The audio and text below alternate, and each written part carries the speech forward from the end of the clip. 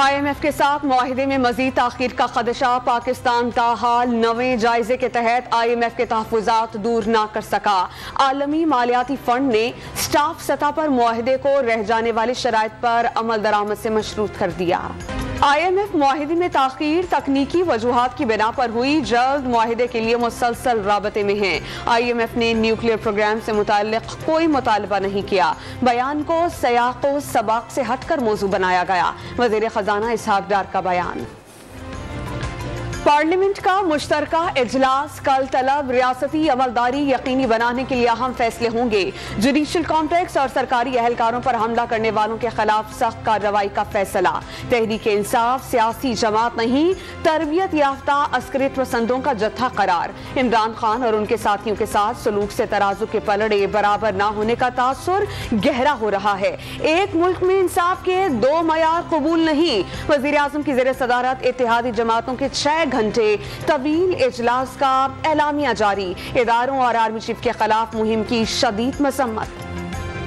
وزیر اعظم شہباز شریف نے فوج اور اداروں کے خلاف مہم ناقابل برداشت قرار دے دی۔ عمران خان اداروں اور ان کے سربراہان کو اپنی گندی سیاست میں گھسیٹ کر آئین شکنی کے مرتکب ہو رہے ہیں۔ ملک کے اندر اداروں کے خلاف غلیظ مہم چلانے والوں سے آہنی ہاتھوں سے نمٹا جائے۔ افراتفری، فساد اور بغاوت کو ہوا دینے والوں کے خلاف سخت قانونی کارروائی کی جائے۔ وزیر داخلہ کو ہدایت۔ فوج بھی میرا، ملک بھی میرا، یہی جینا یہی مرنے کی خواہش ہے۔ عمران خان کا تحریک انصاف کو فوج سے لڑانے کی سازش کا دعویٰ۔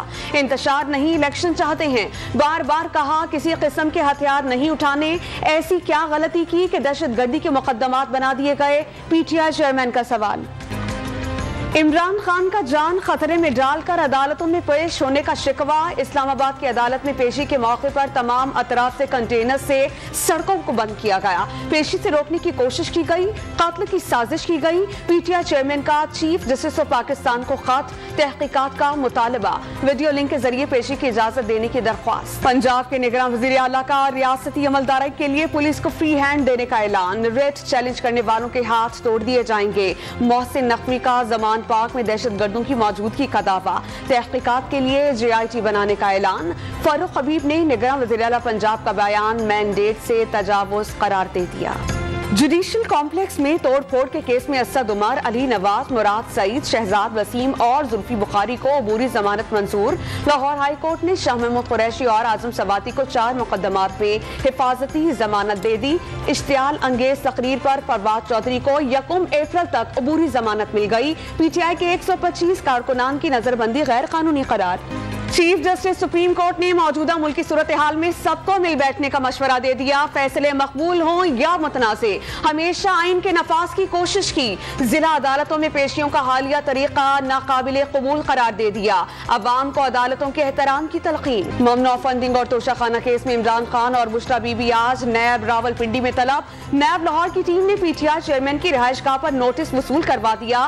سابق خاتون اول سے 10 کے قریب سوالات کے جوابات مانگے گئے۔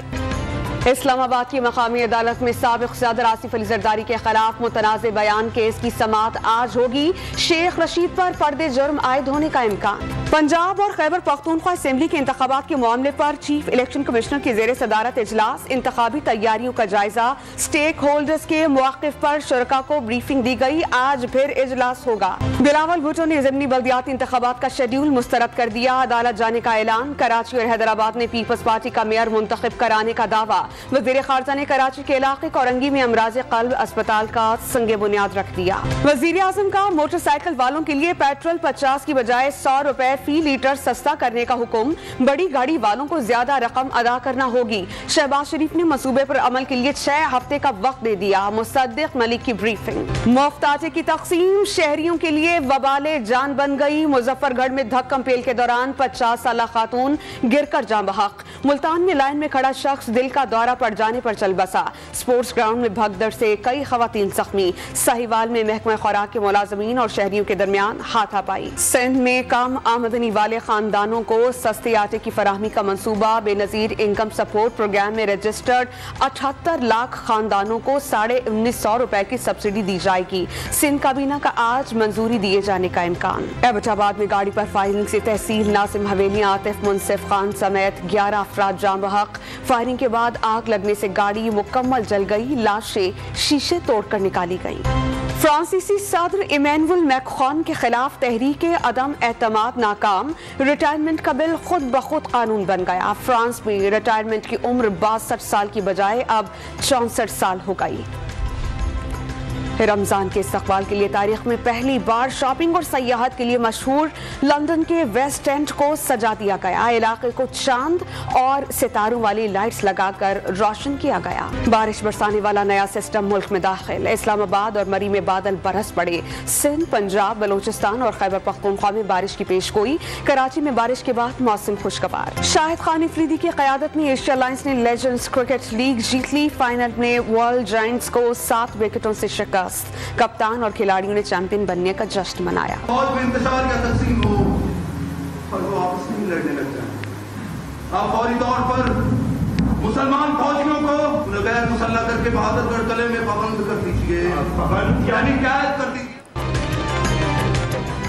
और लाहौर के अल-हमरा आर्ट्स काउंसिल में ड्रामा उड्डन हारे पेश किया गया।